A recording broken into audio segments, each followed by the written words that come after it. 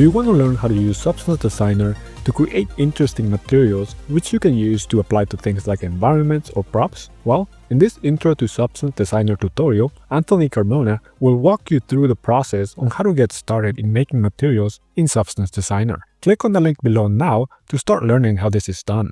Anthony will start you off by explaining the theory behind physically based rendering, and from there he will show you the ropes to get started with the most useful nodes found within Substance Designer. This is a perfect tutorial for anyone who is new to Substance and would like to learn how to get started. This tutorial also includes a bonus lesson where Anthony will show you how to present a material through lighting and rendering using Marmoset Toolbag. Hey, so this is a very short video ad, so there's not enough time to cover everything. Click on the link in the description now to get started.